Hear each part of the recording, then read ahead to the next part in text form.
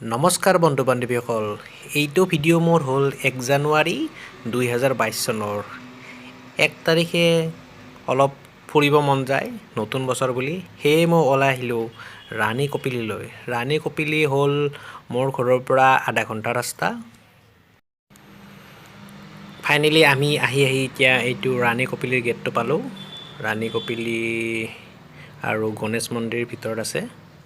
এতিয়া আমি ইয়াতে প্ৰৱেশ কৰিলোঁ।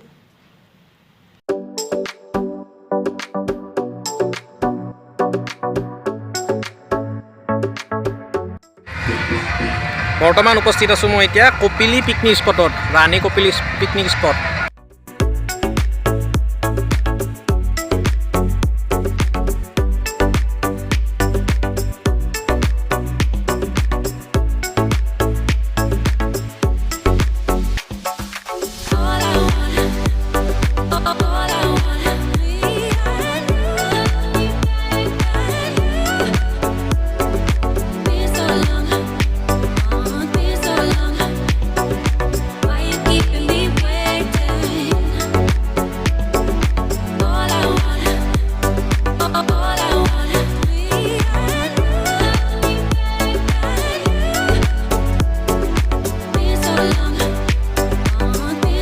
কপিলীৰ 360 ভিউ আপোনালোকক এবাৰ দেখাই দিছোঁ, আপোনালোকে চাই লওক।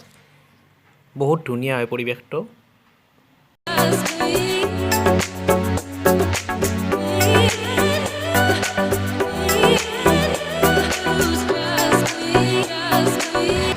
আমি অলপ দেৰি কৰি আহিছিলোঁ, তাৰমানে এইটো এতিয়া দেৰি মানে 1:30 বাজিল এতিয়া। আৰু এতিয়া ঘৰৰ পৰা খানা ৰেডি কৰি লৈ আহিছোঁ, টেনশ্যন নাই।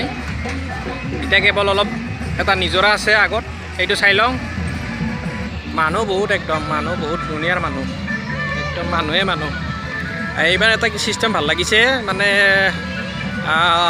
পিকনিক স্পট ৰাস্তাতে মানে পুলিচে ব্ৰেথ এনালাইজাৰ লৈ ৰখি আছে আৰু মানে ড্ৰিংক কৰাবিলাকৰ কাৰণে এইবাৰ দিগদাৰ হ'ব আৰু সেয়ে কোনো যাতে ড্ৰিংক কৰি গাড়ী ড্ৰাইভ নকৰে। ইয়াতে এটা নিজৰা আছে, সেই নিজৰাটোৰ ওপৰত এইখন দলং আছে, পকী দলং। এইখনৰ তাৰমানে পাৰ হ'ব লাগে আৰু এইখন পাহাৰ, এটা ফালে পাহাৰ আছে আৰু এটা ফালে এই নিজৰাটো আছে। আৰু পাহাৰখন হ'ল মেঘালয়ত অৱস্থিত আৰু ইফালে হ'ল অসম।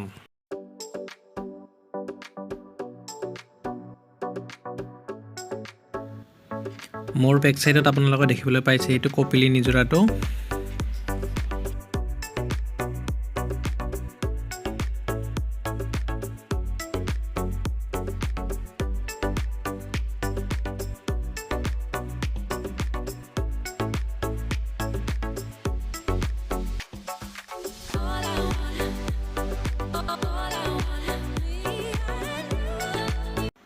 পিকনিকৰ মুখ্য আকৰ্ষণ হ'ল পোলাও আৰু মটৰ পনীৰ।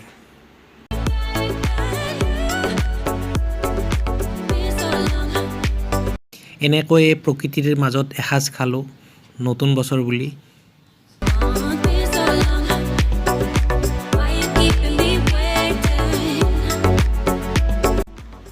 জীৱন দুদিনীয়া, জীৱন খন্তেকীয়া, জীয়াই থকা দিনকেইটা এনেদৰে এনজয় কৰি থাকিব লাগে, কিন্তু লিমিটত থাকি।